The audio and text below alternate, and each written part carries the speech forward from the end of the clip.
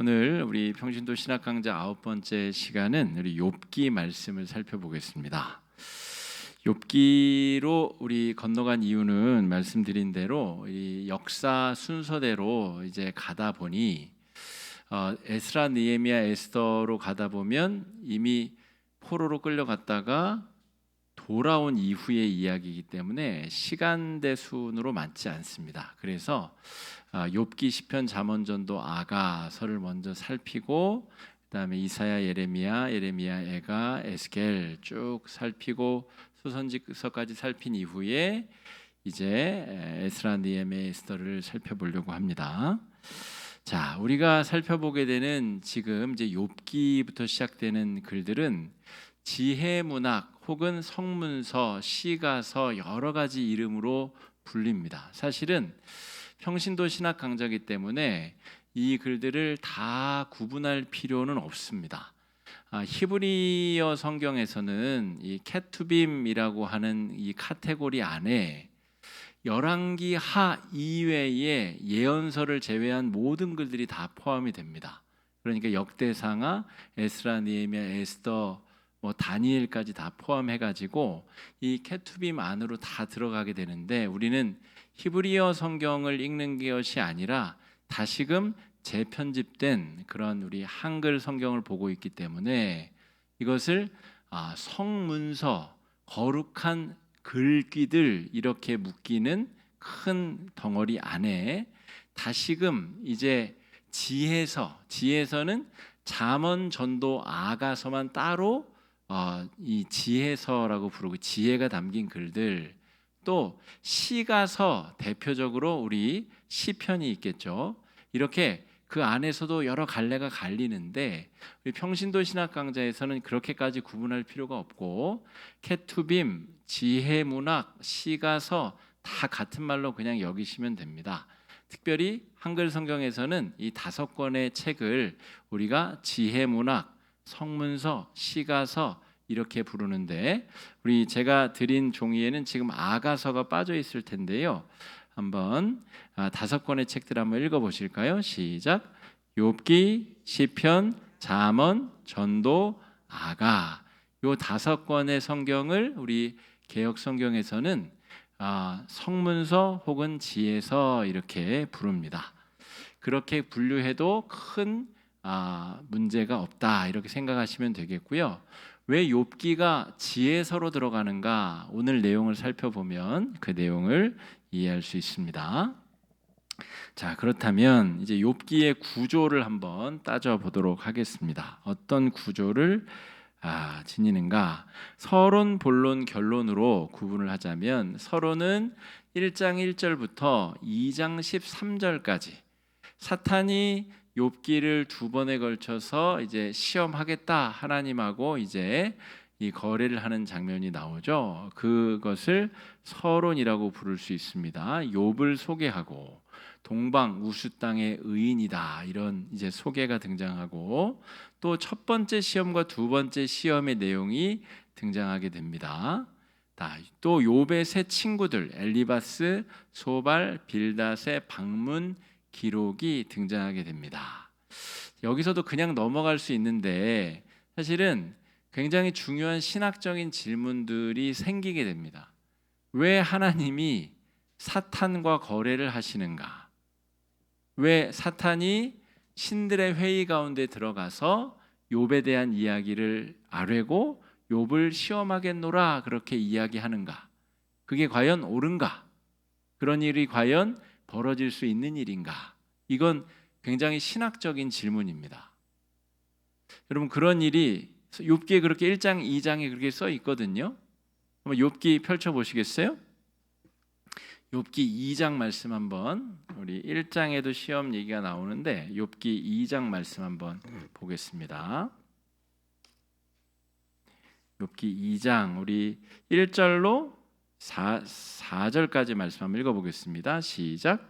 또 하루는 하나님의 아들들이 와서 여호와 앞에 서고 사탄도 그들 가운데에 와서 여호와 앞에 서니 여호와께서 사탄에게 이르시되 내가 어디서 왔느냐? 사탄이 여호와께 대답하여 이르되 땅을 두루 돌아 여기저기 다녀왔나이다.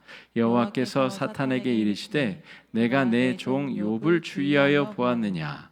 그와 같이 온전하고 정직하여 하나님을 경외하며 악에서 떠난 자가 세상에 없느니라. 내가 나를 충동하여 까닭없이 그를 치게 하였어도 그가 여전히 자기의 온전함을 굳게 지켰느니라. 사탄이 여호와께 대답하여 이르되 가죽으로 가죽을 바꾸오니 사람이 그의 모든 소유물로 자기의 생명을 바꾸올지라. 여기서 의문이 생겨야 됩니다. 왜 하나님은 사탄과 이야기를 나누시는가? 여러분, 잘 쓰여진 소설을 보게 되면 우리가 감탄이 터져 나오잖아요. 야, 이걸 이렇게 표현하다니. 그리고 이 앞과 뒤에 복선이 이렇게 연결이 되다니.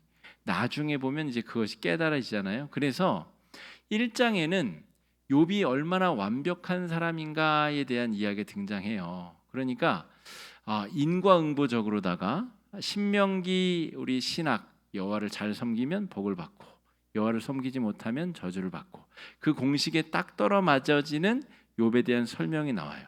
그런데 사탄이 하나님과 거래를 하고 또 욥을 시험하겠다는데 하나님이 또 허락해주고 이 모든 것은 이해가 불가능한 신비의 영역 안으로 들어가게 됩니다. 이것이 서론인데 욥기 전체가 이런 구조를 띠고 있어요. 이 세 명의 친구들은 인과응보에 대한 이야기를 계속 주장하지만 욥은 끝내 받아들이지 않습니다. 내가 잘못한 것이 없다. 너희가 말하는 그것으로는 나의 문제를 다 설명할 수 없다. 그게 본론의 내용입니다. 그러니까 1장, 2장에서 이미 서론에서 모두가 인정할 수밖에 없는 인과응보적인 1장의 욥에 대한 설명이 2장에서 완전히 우리의 이해와 상식을 벗어나는 이야기로 전개가 된다는 거죠. 이것이 욥기 전체를 표방하고 있는 서론, 정말 잘 쓰여진 글이다라고 볼 수 있습니다. 여기서 왜 사탄이 하나님과 대화를 나누는지를 명확하게 설명하는 사람은 가짜입니다. 그 이유를 아무도 알 수 없어요. 어떤 뛰어난 신학자, 어떤 뛰어난 목사도 이 문제를 자기가 다 아는 것처럼 설명했다가는 거짓말이 됩니다. 인간은 그 신비를 다 알 수 없다는 것이 욥기의 결론이기 때문에 그렇습니다. 그것이 지혜인 거예요. 그래서 어떤 사람들은 욥기를 지혜서 안에 넣기도 하고 지혜서 안에 넣지 않기도 하지만 우리 안에 벌어지는 고난의 문제를 누구든지 다 자기가 설명할 수 있다고 말하는 사람은 사기꾼입니다. 오로지 삼위일체 하나님만이 인간에게 벌어지는 고난의 의미에 대해서 명확하게 이야기할 수 있다는 것, 이것이 욥기의 전체 주제입니다. 그것을 지금 서론에서 이미 이야기하고 있다는 것이죠. 굉장히 놀랍고 신비롭게 잘 구성된 그런 홀리 라이팅스, 진짜 거룩한 기록들, 이게 성문서의 뜻인데 그 내용의 첫 번째 책에 부합하는 그 첫 번째 책의 서론이 이렇게 기가 막히게 쓰여 있다는 것입니다. 자, 지금 설명한 이 내용들을 제가 차근차근 설명해 드리겠습니다. 본론 부분인데요. 굉장히 지루한 논쟁이 이어집니다. 그래서 누가 말했는지 나중에는 이게 헷갈려요. 그래서 엘리바스가 말한 건지 지금 욥이 답변을 하고 있는 건지 빌닷의 말인지 소발의 말인지 마구잡이로 헷갈리는 대화가 장황하게 펼쳐지게 됩니다. 3장에서부터 31장까지 1차 논쟁, 2차 논쟁, 3차 논쟁이 계속해서 펼쳐지고 그래서 여기서 길을 잃어버려요. 내가 무슨 이야기를 읽고 있는 건가? 뭐가 사실이고 뭐가 사실이 아닌가? 혼돈과 고통에 빠져들게 됩니다. 자, 엘리후라고 하는 비교적 욥과 동년배의 사람이 네 번째 친구로 등장하게 되는데 이 엘리후가 창발적인 사고방식으로 욥의 고난의 문제를 설명하기 시작합니다. 그게 32장에서 37장까지의 네 번째 이야기입니다. 자, 그리고 이제 결론으로 향하게 되는데 38장부터 이제 하나님의 질문 공세가 쏟아지기 시작합니다. 야, 이 세상의 주춧돌을 내가 어디다 놨는지 너 알아? 내가 이 세상을 만들 때 너 뭐 하고 있었니? 내가 세상을 만들 때 어떤 기분으로 세상을 만들었는지 알아? 부터 시작해가지고 엄청나게 많은 질문 폭탄들을 쏟아붓기 시작하는 내용이 38장에서 42장까지의 내용입니다.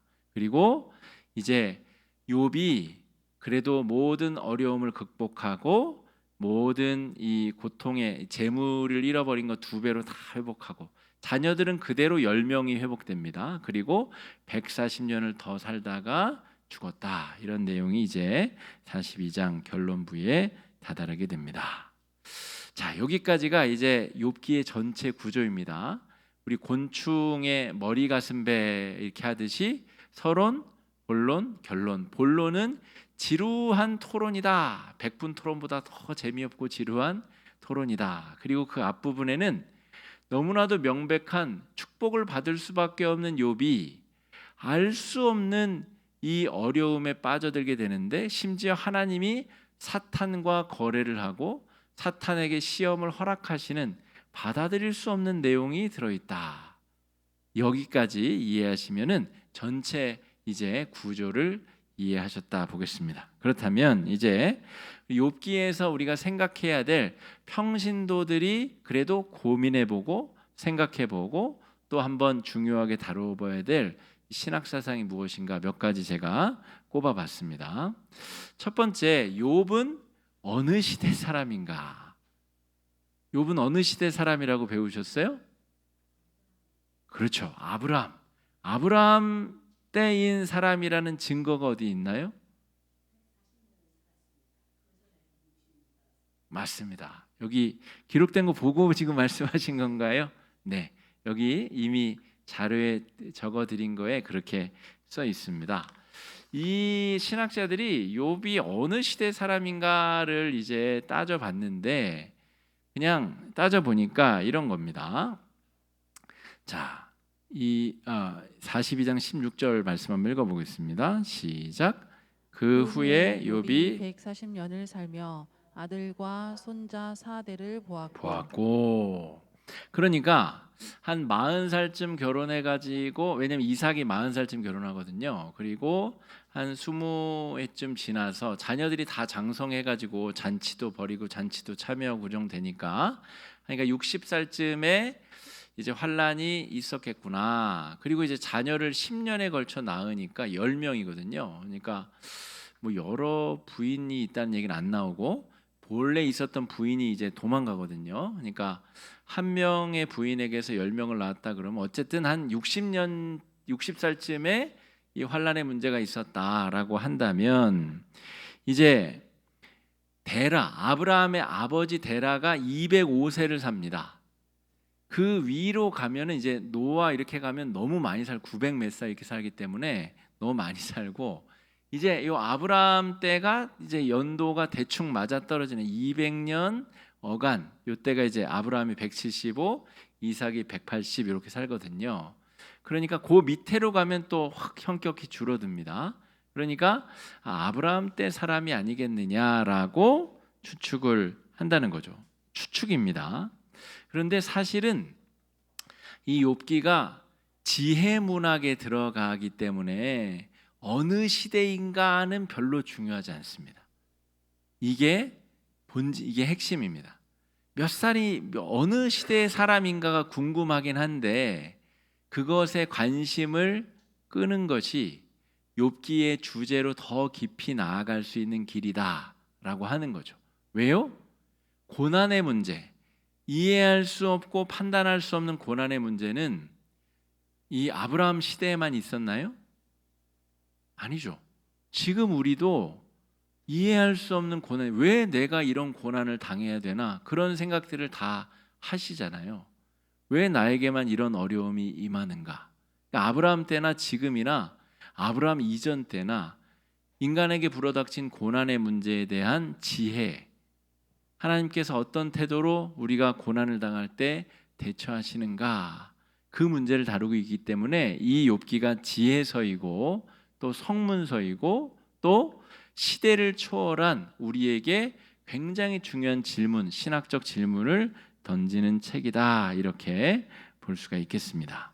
자, 두 번째 우리 중요한 신학적인 질문은 무엇이냐면, 지금 지루한 그 논쟁, 그 친구들, 세 명의 친구들과 또 네 번째 친구 엘리후까지 등장하고 이 네 명과 4대1로 논쟁을 벌이게 되는데, 이것의 본질이 뭐냐 하는 것이죠.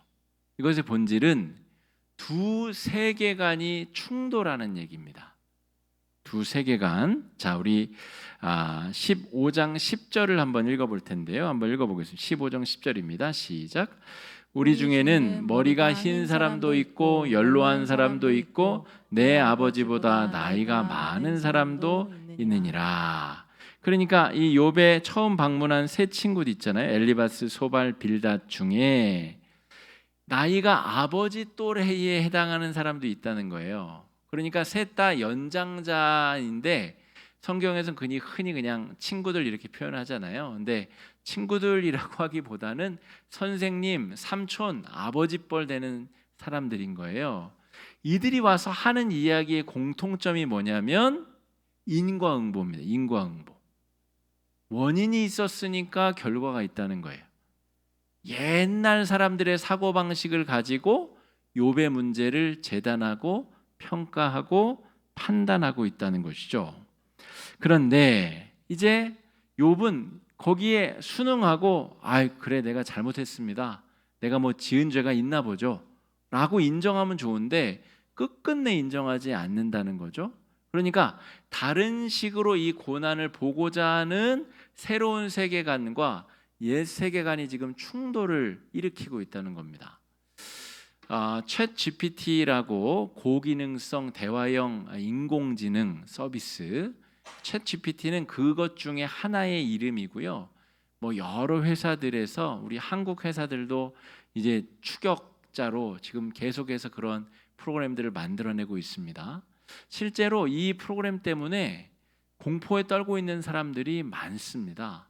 직업을 잃어버리고 자신의 직업이 곧 사라질 위기에 처했기 때문에 위험에 아주 공포에 빠진 사람들, 직업군이 많다는 것이죠. 그러니까 이제 새로운 세계관이 출현을 해버렸어요, 이미.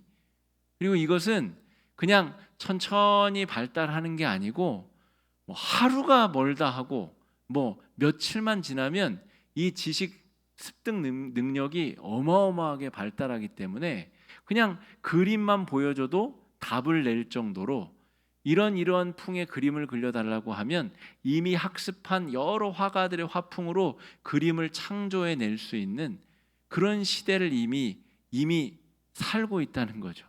그러니까 그 현격하게 변하는 이 과학기술 속에서 예전의 세계관을 가지고 있었던 사람들이 지금 시리에 빠지고 좌절감과 우울감에 빠지는 사람들이 많더라라고 하는 거죠. 세계관이 만나고 충돌한다는 것은 이렇게 굉장히 엄청난 일들을 일으키게 되는데 욥기 안에서는 두 세계관이 충돌하고 있다는 겁니다. 자, 우리가 지금까지 공부한 내용 중에도 이런 내용들이 있습니다. 평신도 신학 강좌에서 공부한 내용들이 뭐죠? 크게는 대표적으로는 우리 열왕기 상하와 역대 상하가 역사를 바라보는 눈이 완전히 다르다라고 배웠습니다. 왜 다르다라고 그랬죠? 사무엘 상하, 열왕기 상하는 나라가 망하기 전에 그 나라가 망하는 와중에 기록이 되었다면, 역대상하는 돌아온 사람들, 이미 포로기를 끝내고 돌아온 사람들이 우리가 다시 심기일전하기 위해서는 어떤 역사를 기억해야 되는가, 그래서 역사를 바라보는 시점이 완전 달랐다라고 말씀드렸죠. 그래서 역대상하는 왕조, 자신들의 족보와 성전 중심으로 역사를 바라보았고, 또 이 사무엘 상하, 열왕기 상하 이 역사관에서는 왜 우리가 이렇게 멸망했는가, 죄악, 우상 숭배, 여러 가지 범죄들에 대한 기록이 적나라하게 들어가 있다, 이런 말씀을 드렸습니다. 그것 자체가 두 세계관이 지금 충돌하고 있는 거죠. 그 책을 보고 있는 독자들은 야, 이 얘기는 이 뒤쪽에서는 왜 빠졌을까? 여기는 왜 자꾸 성전만 강조할까? 다윗이 성전 준비한 얘기가 장황하게 기록되어 있고, 솔로몬이 성전 지은 얘기, 그 다음에 이 유다의 왕들이 범죄한 이야기들은 왜 쏙 빠졌을까? 그런 어떤 역사적 관점의 세계관의 차이가 충돌을 벌이고 있다는 것이죠. 자, 이 창세기 11장과 12장에도 세계관의 충돌이 벌어지게 되죠. 이 바벨탑을 쌓은 사람들, 인간의 단합과 노력과 기술력으로 하늘까지 탑을 쌓자 하는 사람들과 75세의 노인을 불러서 야, 너 나와 함께 먼 여행을 한번 떠나보자. 이 둘 중에 객관적으로 볼 때는 누가 이기고 누가 승리할 것 같죠? 바벨탑이 승리할 것처럼 보이지만 결국 하나님께서 이 75세에 아이를 낳을 가능성이 없는 이 노인을 통하여서 하나님의 놀라운 역사를 일구어 가신다, 만들어 가신다. 두 세계관이 충돌을 일으키는 거죠. 오늘 이 욥기에서도 두 세계관이 충돌을 일으킨다라고 볼 수가 있겠습니다. 그 첫 번째, 이 충돌의 주체가 바로 전통 사상입니다. 인과응보라고 하는 것입니다. 신명기적 역사관이라고 할 수 있는데요. 이것도 배운 내용이죠. 창출 레민신, 신명기까지가 모세오경 율법서이고, 이건 주전 약 400년경에 이미 정경으로 확정이 됩니다. 그러니까 주전 400년경의 유대인들은 이 5권만 성경이라고 생각했다는 거예요.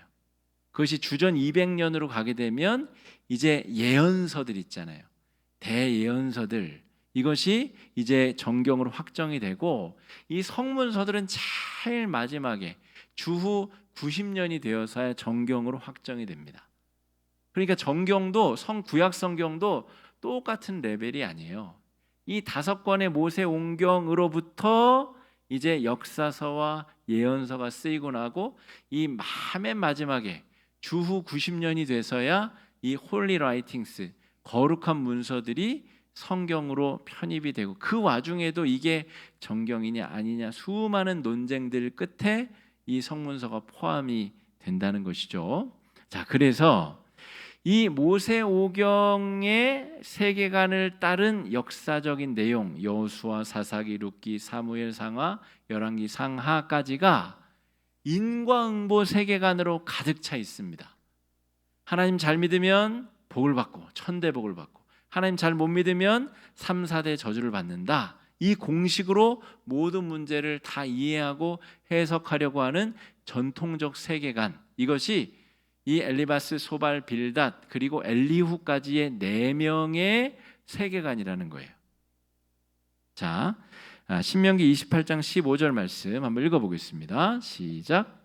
내가 만일 내 하나님 여호와의 말씀을 순종하지 아니하여 내가 오늘 내게 명령하는 그의 모든 명령과 규례를 지켜 행하지 아니하면 이 모든 저주가 내게 임하며 내게 이를 것이니.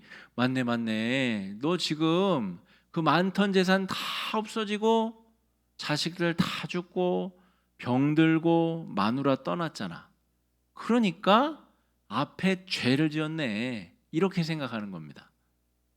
이 4명의 친구들은 다른 선택지가 없어요. 야, 너한테 지금 벌어진 일 봐봐. 그 많던 재산 다 없어졌지? 자식들 다 죽었지? 너 몸이 병들어서 기왓장으로 긁고 있지? 네 부인도 떠나가 버렸지. 이걸 어떻게 설명할래? 우리가 모세오경 배운 내용, 이 아브라함 때니까 모세오경은 없었겠네요. 이 전통적인 세계관, 아까 그래서 제가 시대가 별로 중요하지 않은 내용이라는 게 그것입니다. 아브라함 시대로 나이로 보자면 추정할 수 있으나, 이것이 지에서 어떻게 보면 소설과 같은 이야기일 수도 있는데, 이 지혜서가 이야기하고자 하는 것은 이게 역사적 사실이냐의 문제가 아니라 이것의 주제성이 중요한데, 이 주제성은 신명기 세계관이 담고 있는 인과응보 사상으로 모든 고난의 문제를 다 설명할 수 있느냐고 퀴즈를 내는 거예요. 그걸로 다 설명할 수 있을 것 같아? 절대로 그것으로는 인간에게 벌어지는 고난의 문제를 다 설명할 수 없다는 것이 욥기의 주제입니다. 그러니까 이 네 명의 친구들은 인과응보를 가지고 계속해서 공격을 하는데 욥이 계속해서 방어해내죠. 자기 마음으로부터 진심으로 자신은 죄를 짓지 않았기 때문에 다른 이유가 있다는 이야기를 하고 싶은 겁니다. 자, 그래서 이 세 명의 친구들 엘리바스, 소발, 빌닷이 야, 네가 지금 벌어진 결과를 보자면 반드시 앞쪽에 네가 심각한 죄를 지은 것이 분명해. 빨리 자복하고 회개해야 너 살 수 있어 라고 이야기를 계속 몰아붙이죠. 자, 그런데 여러분, 이 인과응보의 문제점은 무엇이냐면 뭔가 명백해 보입니다. 흑과 백처럼. 지금 저주를 받은 것은 잘못된 것이고, 그렇다면 네가 잘못된 씨를 뿌렸기 때문이야. 우리 불교에서도 이 인연론, 연기론 이런 것들이 있죠. 분명히 원인이 있기 때문에 결과가 있다는 것입니다. 다음 생애에서, 이건 불교 얘기입니다. 제 이야기가 아니, 기독교 세계가 아니고, 다음 생에서 인생으로 태어나려면 축생이나 어떤 이 미개한 생명체가 아니라 인생으로 태어나려면 지금 현생에서 잘 씨를 뿌려야 네가 사람으로 태어날 수, 그 중에서도 고귀한 사람으로 태어날 수 있다는 것이죠. 그러니까 전통적 세계관은 동서고금을 막론하고 인과응보를 기반으로 하고 있습니다. 이것이 판단을 내리기가 아주 좋거든요. 여러분, 그런데 예수를 믿다가 순교를 당한 사람들이 있어요. 예수를 잘 믿기 위해서 순교를 당했어요. 손영환 목사님은 평생을 정말 주를 위해 충성된 종으로 섬겼는데 그 귀한 첫째 아들, 둘째 아들을 순교로 잃었습니다. 이걸 어떻게 설명할 거예요? 인과응보로 설명이 가능한가요? 세상에는 인과응보로 설명이 불가능한 일들이 넘쳐납니다. 그런데 사람들은 어떻게 하기를 바라죠? 그냥 분명하기를 바라요. 인과응보로 설명이 가능한 걸 좋아합니다. 그리고 자기는 그 인과응보의 그 나쁜 평가를 받지 않는 사람이 되기를 바라는 거죠. 그래서 엘리바스, 소발, 빌닷은 더 기를 쓰고 욥이 나쁜 사람이어야 되는 것입니다. 자, 이 세 친구가 동방에서부터 오는데 나중에 이들이 하는 이야기를 잘 들어보면 그들의 속마음이 정말 욥을 걱정하기 위해서만 왔을까? 욥을 위로하기 위해서만 왔을까? 여러분 어떻게 생각하세요? 욥기를 읽으면 읽을수록 그래서 온 것만은 아닌 것 같아요. 아이고 이놈 고소하다. 이거 그냥 잘난 체하고 그냥 그동안 뻐기고 살더니만 망한 꼬라지 한번 봐라. 분명히 무슨 죄를 지었을 거야. 분명히 심각한 죄를 지었으니까 네가 이 모양 이 꼴이지. 그래, 너 네 입으로 실토할 때까지 내가 한번 너를 다그쳐 보리라. 그런 속셈들이 곳곳에 배겨져 있습니다. 와서 할 말을 잃고 울고 지켜보고 뭐 이런 표현도 등장하지만 진짜 본론은 이들이 토론하는 내용 아니에요. 그 토론의 내용을 읽어보면 일말의 자비가 보이지 않습니다. 야, 빨리 실토해, 빨리 자백해, 잘못했다 그래, 안 그러면 너 진짜 죽을 수가 있어. 이런 내용들이 그 속마음 깊이 드리워져 있다라는 것이죠. 여러분, 제가 목회 경험 동안에 제가 모셨었던 담임 목사님이 굉장히 충격적인 설교한 것을 제가 기억하고 있는데, 제가 있었던 섬겼었던 교회의 장로님의 아드님이 스스로 목숨을 끊는 일이 있었어요. 그 장례식장에 갔는데 목사님이 그 위로 예배에서 그 영혼이 지옥에 갔다고 선포를 해버리신 겁니다. 근데 그 설교를 제가 들으면서 충격의 도가니에 빠져듦과 동시에 이 문제를 인과응보적으로 선악으로 흑과 백으로 그냥 간단히 저렇게 선언해야 될 일인가? 목회자로서 심각한 이 고민에 빠져든 적이 있습니다. 욥기의 주제가 그것입니다, 여러분. 여러분, 제가 욥기를 지금 평신도 신학 강좌 9번째 강좌에서 설명을 하면 여러분들이 명쾌하게 다 모든 것이 선명해지면 좋겠지만 욥기의 주제는 그게 아닙니다. 38장에서 42장까지 욥기의 결말 어떻게 나는지 아시죠? 선명한 게 하나도 없어요.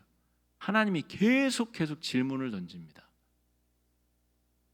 그 수많은 질문에 욥이 한 가지도 답을 못합니다. 그런데 자기가 모든 것을 아는 것처럼 그 내 친구와 설전을 벌였잖아요. 자기가 모든 걸 아는 것처럼 설쳤는데 하나님의 질문 앞에 아무것도 답할 게 없는 거예요. 그러니까 한 젊은 영혼이 스스로 목숨을 끊은 그 결말은 몹시 안타깝고 잘못되었지만 왜 그런 결말이 이르렀는가에 대해서 함부로 이야기할 수 있는 사람은 아무도 없다는 것이죠. 그런데 그것을 함부로 이야기하는 순간 다시 욥기의 주제, 질문으로 돌아가게 됩니다. 네가 뭘 안다고? 네가 뭘 안다고 그 생명의 결과에 대해서, 생명의 운명에 대해서 함부로 이야기하느냐? 이 질문에 다시금 되돌이표로 돌아가게 된다는 것입니다. 선명하면 여러분 좋을 것 같지만 그 선명한 것이 모든 것을 다 설명할 수 있는 게 아닙니다. 이렇게 잘난 척하는 4명의 친구들, 하나님의 말 한마디에 꼼짝 못하고 입을 다물게 됩니다. 모든 것을 다 아는 것처럼 떠버렸었던 이들이 아무것도 모르는 존재들이라는 것이죠. 인간에게 벌어지는 고난의 문제는 그래서 함부로 판단하거나 평가할 수 있는 일이 아니더라라고 하는 것이죠.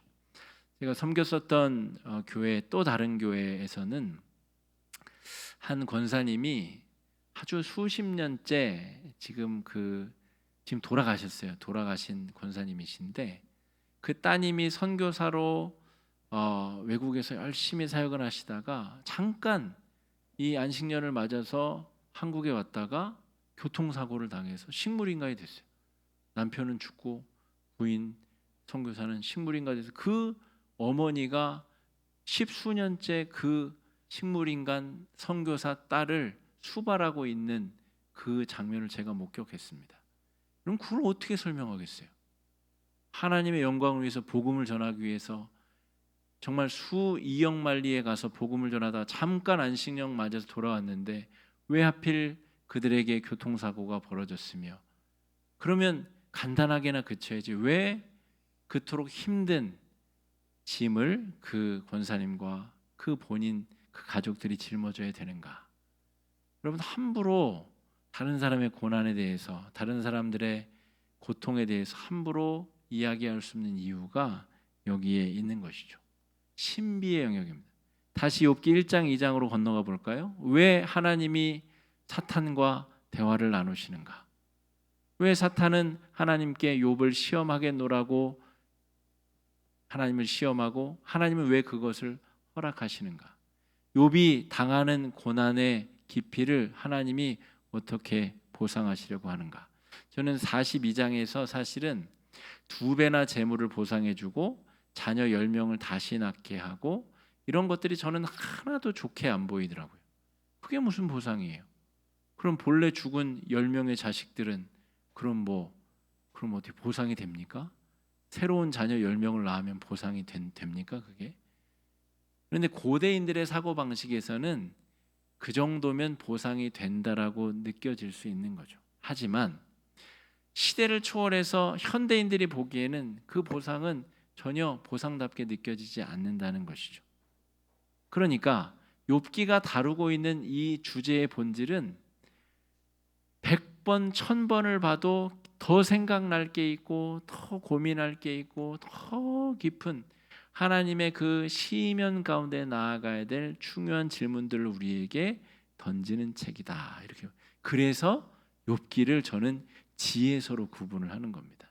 인간에게 벌어진 고난의 문제를 어떻게 볼 것인가에 대한 지혜를 우리에게 깨닫게 하는 책.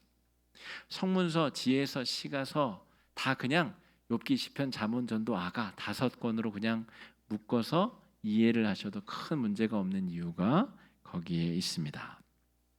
자, 3번 인과응보의 은혜의 관계를 한번 보겠습니다. 자, 요거를 빼먹었네요. 엘리후가 재밌는 친구인데요. 욥과 비교적 동년배 혹은 욥보다 조금 어린 나이로 추정이 되는데 나름대로 이제 꾀를 냈어요. 이 3명이 욥하고 싸우는데도 전혀 밀리지 않자 엘리후가 창발적인 의견을 냅니다. 아, 이것 때문 아닐까? 인과응보 플러스 너를 연단하시기 위함이야. 너를 교육하시기 위해서 하나님이 이런 고난을 주신 거야. 여러분, 이게 답이라고 생각하세요? 훌륭한 대답 같죠, 그죠? 우리가 고난당하고 있는 사람에게 흔히 이렇게 권면하잖아요. 이걸 통과하면 더 훌륭해질 거야. 더 큰 사람이 될 거야. 지금 죽겠는데, 지금 자녀 10명 다 죽고 지금 재산 다 날아가고 부인 도망가고 지금 병 걸려가지고 죽게 생겼는데 이게 교훈이 목적이라고 정말 위로가 되겠습니까? 근데 많은 사람들은 이게 위로라고 생각한다는 거죠. 엘리후가 하는 말이 욥에게는 하나도 들리지가 않고 위로도 안 되고 오히려 욥의 현란한 반론에 직면하게 된다는 것입니다. 그러니까 우리가 타인의 고통에 대해서 함부로 조언하는 것도 참으로 조심해야 됩니다. 우리가 정말 마음으로 기도하고 성령께서 그 마음을 녹여주시도록 기도를 하는 것이 선행이 되고, 그리고 충고를 하고 조언을 하려면 신뢰관계가 돈독히 다져진 다음에 그 다음에 그런 이야기를 할 수 있는 거죠. 그렇지 않고서는 이것이 오히려 더 마음에 화를 지피는 그런 현상으로 벌어질 수 있다는 것입니다. 자, 인과응보의 원리로 설명이 안 되는 일들이 있잖아요. 그런 신비, 그런 고난의 신비의 영역, 이것이 욥기의 본질이라는 거죠. 우리가 아무리 알려 해도 그 신비를 알 수 없는 것. 여러분, 지금 예배당에 앉아 있고 우리 온라인으로 이 수요 기도에 참여하시는 성도님들, 여러분 어떻게 예수 믿게 됐어요? 어떻게 이 은혜의 자리에 앉아 있으시게 됐어요? 여러분이 설명할 수 있으면 그 대답은 완전하지 못한 겁니다. 왜냐하면 이거 자체가 철저한 신비이기 때문에 그렇습니다. 왜 우리 옆집 아저씨가 아니라 왜 내가 예수 믿게 되었을까? 왜 내 친구 누구누구는 그 공부 잘하고 똑똑한 돈 잘 버는 걔는 왜 구원을 못 받고 나처럼 맨날 갈등하고 의심하고 믿음 없고 연약하고 이 의지가 약한 내가 구원을 받게 되었을까? 여러분, 그 어느 누구도 그것을 설명할 수 없어요. 이것을 은혜라고 부릅니다. 그래서 은혜라는 단어밖에 이 현상을 설명할 수 없는 거예요. 칼빈이 하나님의 주권적인 개입, 선택이라고 한 것도 그것을 신학적으로 풀자면 은혜라는 겁니다. 알 수 없다는 것. 하나님이 선택하신 이유를 어떻게 알아요? 내가 하나님이 아닌 이상 왜 나를 선택하셨는지 그걸 설명할 수 있는 사람이 있어요? 그럼 그 사람이 하나님입니다. 삼위일체가 아니라 사위일체가 되는 거죠. 이거는 있을 수 없는, 정말 왜 나인지 이걸 설명할 수 있는 단어가 은혜라는 단어밖에 없다는 거죠. 그러니까 우리가 인과응보라고 하는 아주 단순한 사고방식, 그렇다면 신명기의 그 하나님 잘 믿으면 복을 받고 잘 안 믿으면 저주를 받는다, 이건 그러면 거짓말이냐? 그렇지 않아요. 율법을 갈라디아서에서 몽학선생이라고 그러죠. 초등학교 때 배우는 것, 가감승제, 더하기 빼기 곱하기 나누기, 가나다라, 우리 9살 아들도 일주일에 한 번씩 가서 선생님한테 받아쓰기 하고 옵니다. 그럼 대학생을 받아쓰기 하는 교수가 있어요? 없어요. 그 나이 때는 그런 거 하면 안 됩니다. 그러니까 이 초등학문에서 선악이 무엇인지를 알아야 은혜를 알죠. 율법이 있어야 십자가의 은혜가 값어치가 있어지는 것이죠. 그것 때문에 인과응보가 굉장히 중요한 개념이나 나중에 가다 보면 더하기 빼기 곱하기 나누기로는 기하학과 미분적분을 할 수가 없어요.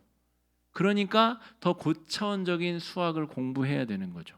그것처럼 아주 단순하고 명백해 보이는 인과응보라고 하는 잣대로 모든 사람을 들이댔다가는 이 결말이 아주 처참하게 다다를 수 있다라고 하는 것입니다. 자, 그래서 이 인과응보와 은혜의 관계가 굉장히 중요한데 그 글을 한번 읽어보실까요? 첫째 문단 한번 읽어보겠습니다. 시작. 인과응보 사상은 시대와 역사를 관통하며 큰 영향력을 끼쳤던 세계관입니다. 결과를 통해 과거를 평가하거나 그 원인을 쉽게 추론해낼 수 있기 때문에 타인을 평가하거나 징계하기에 아주 효율적인 세계관입니다. 심지어 교회에서조차 돈이 많거나 세상적 복을 많이 받은 사람은 당연히 신앙도 좋을 것이라고 인과응보적으로 생각하는 경향도 있습니다. 두 번째 단락입니다. 은혜는 유대교에서 기독교로 전환되는 세계관을 대표합니다. 뿌린 대로 거둘 수 없는 구원의 축복을 얻게 되었기 때문입니다. 은혜를 받을 조건은 누구에게나 열려 있지만 은혜 받은 삶은 아무나 살아갈 수 없습니다. 전 존재를 예수께 걸어야 하기 때문입니다. 심지어 생명과 모든 소유조차 그런 의미에서 구원은 모든 사람에게 열린 넓은 문이면서도 예수를 따라야 하는 좁은 문이기도 합니다. 그래서 여기서 값싼 은혜라는 개념이 등장하는 것이죠. 그러니까 인과응보 사상을 깊이 이해하지 못하면 내가 어떤 은혜를 받았는지도 모른다는 것입니다. 그러니까 앞쪽에 4명의 친구들의 이야기가 쓸모없다는 얘기가 아닙니다. 인과응보를 명확하게 이해해야 그걸 초월해서 신비적으로 나에게 주어지는 은혜가 값어치 있다는 것을 알게 된다는 것이죠. 신명기 세계관을 제대로 모르면 고귀한 은혜의 가치를 싸구려로 만들어버리게 된다는 겁니다. 여러분, 예수만 믿으면 천국에 갈 수 있대요. 이거보다 더 쉬운 방법이 어디 있어요? 그런데 실제로 믿는지 그걸 하나님이 아신다 이렇게 생각하면 어떻게 돼요? 이거는 무시무시하죠. 근데 그것 자체를 마치 하나님은 모를 거야, 사람들은 내가 믿는 줄 착각할 거야, 이걸 값싼 은혜라고 부릅니다. 그래서 그 은혜 받은 대로 살지 않고 죄짓고 회개하고 죄짓고 회개하고 어차피 난 천국 갈 거니까 죄짓고 회개하고 죄짓고 회개하고 이것을 값싼 은혜라고 부릅니다. 사람을 속이는 은혜. 그러나 하나님을 어떻게 속여요? 내가 진짜 예수를 믿는지, 내가 예수를 전 존재로 따라가는지는 하나님이 알고 계신데 그거를 속일 수 있다라고 자기도 속고 남도 속이는 사람을 값싼 은혜를 받은 사람이라고 부른다는 것이죠. 여러분, 우리가 이 인과응보의 신명기 이 세계관이 주는 인과응보의 그 의미를 깊이 깨닫고 나는 그것의 그 기준에 의하면 반드시 지옥 갈 사람이죠. 그죠? 인과응보의 그 결과대로라면 나는 지옥 가기에 딱 알맞은 사람 아닙니까? 그런데 그런 나를 옆집 철수 아빠도 아니고 영희 아빠도 아니고 나를, 가온이 아빠 나를 하나님이 선택하시고 구원하신 이유는 그들보다 내가 잘나서가 아니라 은혜라는 거예요. 이게 은혜라는 겁니다. 그러니까 인과응보 사상을 이해 못하면 은혜도 이해 못하는 겁니다. 가감승제도 모르는데 어떻게 미분적분을 이해합니까? 그런데 가감승제를 제대로 이해해야 미분적분의 그 신비의 수학의 영역이 이해가 된다라고 말할 수가 있겠습니다. 자, 조금 재미없는 내용을 살폈고요. 욥기에 대한 대표적인 오해 문구 구절을 한번 보겠습니다. 욥기 8장 7절인데요. 읽어보겠습니다. 시작. 내 시작은 미약하였으나 내 나중은 심히 창대하리라. 아리라. 이게 이제 식당 가면 많이 써 있잖아요. 이렇게 궁서체로 해가지고 이렇게 써 있는. 근데 이게 하나님이 하신 말씀도 아니고 그럼 100번 양보해가지고 욥이 한 말이냐? 욥이 한 말도 아닙니다. 그냥 아무 말도 아닙니다. 이 세 명의 친구 중에 아무나 내뱉은 말이에요. 자, 거기 써 있는 구절 한번 읽어보겠습니다. 시작. 하나님이나 욥의 말도 아닌 수아 사람 빌닷의 말입니다. 게다가 내용은 내가 죄를 지어 이 모양 이 꼴이 되었으니 회개하고 돌이키면 회복될 것이라는 의미입니다. 개업하는 곳이 이런 글귀가 적힌 액자를 선물하면 큰일 나는 이유입니다. 앞뒤 맥락과 상관없이 글귀만 인용하는 습관의 위험성을 잘 나타내는 구절이라 하겠으며 이런 말씀 읽기나 적용은 지양해야 되겠습니다. 그러니까 소발이 한 말인데 빌닷이 한 말인데 지금 네가 이렇게 미약하지만 창대할 것이다. 전제 조건이 뭐죠? 회개하면 네 잘못을 인정하면 근데 욥은 절대로 인정 안 한다니까요. 그러니까 이런 맥락 없이 이거 개업집에 써주면 좋은 말 글귀 같은데 내 시작은 미약하여서 이제 개업했으니까 미약하겠죠. 그러나 창대해질 것이다. 엉뚱하게 이해하고 엉뚱하게 선물하고 축하하고 이런 이 잘못된 오독되고 오용된 대표적인 글귀가 이것이다라고 말할 수가 있겠습니다. 자, 고난의 본질과 고난의 해석에 대해서 우리가 한번 살펴보면 좋을 것 같습니다. 은혜와 고난 모두 신비의 영역입니다. 그죠? 내가 구원받은 이유 은혜라고 말씀드렸죠. 누군가 당하고 있는 고난 신비의 영역입니다. 그것을 함부로 판단하거나 평가하거나 정죄해서는 안 된다는 것이죠. 또한 내가 고난의 덫에 빠졌을 때에 마찬가지입니다. 자존감이 약한 사람은 그럴 줄 알았어. 내가 또 이럴 줄 알았지. 내가 또 이렇게 또 나만 잘 안 될 줄 알았어. 이렇게 스스로 구덩이를 파고 땅속으로 기어 들어가는 사람, 그게 어떻게 은혜 받은 사람입니까? 고난이 임할 수 있죠. 남들 다 안 당하는 고난이 내게만 올 수 있죠. 그러나 예수 믿고 구원받은 우리들은 은혜 안에서 고난의 문제를 다시 볼 수 있어야 된다는 것이죠. 욥이 그렇게 하고 있지 않습니까? 욥이 하나님의 은혜 안에서 자신의 고난의 문제를 지켜보다가 결국 하나님의 그 질문들 앞에 모든 것을 다 내려놓고 다시금 새로워지는 은혜를 경험하지 않습니까? 이것이 은혜라는 거죠. 우리 5번의 두 번째 단락, 신앙의 선배들 중에 그 단락만 한번 읽어볼까요? 시작. 신앙의 선배들 중에 신앙 때문에 순교를 당하고 일가족이 몰살을 당하는 등 많은 고초를 당한 의인들이 있습니다. 욥기는 그들이 당하는 고난의 문제에 대해 긍정합니다. 욥기 초반부에서는 마귀가 욥을 시험하는 것으로 이야기가 시작되나 의인들이 고초를 당함을 보고만 있어야 하는 하나님의 마음과 그들이 당하는 고난의 결말이 눈에 보이는 것이 전부가 아님을 욥기는 우리에게 나타냅니다. 욥은 땅에서 보상을 받았지만 의인들의 보상은 이 땅이 아닌 본향에 있습니다. 여러분 이해가 다 되셨으리라고 생각을 하고요. 여기까지 혹시 질문이 있으십니까? 이 5가지 정도의 욥기의 핵심적인 신학적 질문들을 제가 적어 보았고요. 여기에 혹시 질문이 있으시거나 이해가 덜 된 부분이 있으면 말씀해 주시고요. 없으시다면 우리 함께 생각할 질문들, 제가 적어본 질문은 이것입니다. 성경의 전통적인 세계관이 요즘 젊은 세대에겐 매력이 없이 느껴지는 경향이 있습니다. 그래서 젊은이들이 요즘에 교회에 없잖아요. 하나님이 살아있고 요즘에 막 화성으로 사람을 쏘아 올리겠다라고 하는 세상에 하나님이 7일 만에 천지를 창조했다 그러고 이런 것들이 젊은이들에게는 과학적 사고로 꽉 찬 젊은이들에게는 비과학적이고 미신적으로 느껴질 수도 있다는 것입니다. 교회는 어떻게 대처해야 되겠습니까? 라고 하는 질문. 이 두 세계 간의 지금 싸움, 갈등이 욥기의 주제잖아요. 그러니까 지금 이 포스트 모던 시대, 그러니까 저마다 다 자기의 잘난 맛에 살아가고 있는 사람들이 가득한 세상 속에서 절대 진리가 매력적으로 보이지 않는 세상이라는 거죠.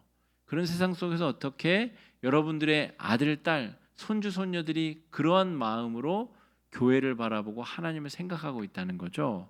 어떻게 대처해야 되겠습니까? 제가 적은 답은 이렇습니다. 욥과 내 친구들의 갈등적 대화가 장황하게 기록된 이유는 이런 문제에 대한 신중한 대응과 그 대응책을 찾아가는 과정에 진지성이 요구됨을 상징합니다. 내 친구와 욥 5명의 고민적 대화를 지켜보시는 하나님의 마음으로 다른 세계관을 가진 사람들을 하나님의 마음으로 바라보고 대화를 시도해야 하겠습니다. 어렵게 썼지만 우리가 이 4명의 친구들처럼 이 교회를 정말 어렵게 생각하는 젊은 세대를 향해서 야 그래도 믿어야지, 하나님이 계신데 천지를 창조했는데 믿어 이렇게 한다고 해서 될 일이 아니라는 거죠. 그들이 다른 세계관으로 세상을 바라보고 있음을 인정해주고 존중해주고 그들과 우리 사이에 아주 큰 강이 흐르고 있다는 것을 인정하고 계속해서 열린 마음으로 대화를 시도하고 또 내가 증인으로서 은혜 받은 사람으로서 내 안에 퐁퐁퐁 샘솟는 은혜의 기쁨이 자연스럽게 전해질 수 있도록 영향력을 미치는 것이 중요하다는 것이죠. 갈등적으로 대립하고 지시하고 판단하고 정죄한다고 해서 그들이 우리가 믿는 믿음으로 변화되리라고 생각하는 것은 큰 오산이다, 이렇게 말할 수가 있습니다. 그래서 진지하게 그들의 세계관을 인정해주고 존중해주되 그렇다고 거기에 딸려가라는 이야기가 아니라 그들이 바라보고 있는 세상이 우리가 바라보고 있는 세상과 다르다는 것을 인정하고 그 간극을 좁히기 위해서 어떻게 우리가 나아갈 것인가. 우리 아크라는 공간도 사실은 그런 공간이죠. 그런 목적이 아니면 저길 뭐하러 하겠습니까? 우리가 돈벌이를 하려면 사실은 편의점이 제일 좋습니다. 편의점 하면 가장 손쉽게 저 공간을 통해서 이익을 창출할 수 있습니다. 그런데 이익 창출이 목적이 아닙니다. 교회를 다니는 세계관을 가진 사람들과 정반대의 사람들이 교회를 지나다니는데 그들과 어떻게 그 넓은 강폭을 좁히겠냐는 거예요. 그러기 위해서 중립지대, 그래서 저 공간이 존재하는 것이고 그냥 공짜로 음료를 준다고 해서 그들의 마음이 열리는 것이 아닙니다. 그런 의미에서 우리가 그들이 대가를 지불하고 정당히 들어와서 우리와 섞이고 만나고 그들이 앉아서 권사님들, 집사님들이 하는 이야기도 의도치 않게 듣게 되고 이런저런 여러 가지 일들이 저 공간 안에서 펼쳐지게 될 것인데 그런 굉장히 신학적이고 중요한 공간으로서 아크가 기능하게 될 것이다 라고 할 수가 있겠습니다. 두 번째 질문은 타인의 고난에 대해서 우리 함부로 판단하거나 정죄한 적은 없나요? 인과응보와 같은 단편적 생각이나 말로 상처를 주고받은 적이 없나요? 고난의 문제에 대해서 우리가 어떻게 생각해야 됩니까? 고난 가운데 평강을 누리는 것이 신앙의 힘이며 신앙생활의 재미, 이것이 욥기가 우리에게 던지는 지혜이죠. 지혜서라고 말씀드렸죠. 고난이 있는데 마음의 평정심이 흔들리지 않는 것, 고난이 있는데 기쁨이 더 크게 샘솟는 것, 이것이 신앙생활의 묘미 아닙니까? 욥의 내 친구들의 잘못된 주장에도 불구하고 욥이 끝끝내 자신의 생각을 굽히지 않는 점을 본받을 만합니다. 세상 사람들의 가치관이 나를 뒤덮고 엄습할 때 말씀 의지하고 하나님의 지혜를 구하며 나아갈 때 예기치 못한 지혜를 얻고 믿음의 길을 발견하게 될 것입니다. 이렇게 제가 답을 적어보았습니다. 혹시 이 두 질문과 관련해서 또 질문이나 하실 말씀이 혹시 있으신가요? 네, 시간이 많이 지났기 때문에 오늘은 이 정도 우리 생각할 거리들을 가지고 돌아가시면 좋을 것 같습니다. 욥기를 읽고 명확하게 뭔가 답을 얻어야지 그것은 바른 목표가 아니다라는 것을 기억하시고 조금 더 내가 가지고 있었던 가치관이 조금 더 흔들리고 조금 더 유동적으로 바뀌더라도 그것이 바른 길로 향하고 있다라고 생각하시면 좋을 것 같습니다. 오늘 우리 네 가지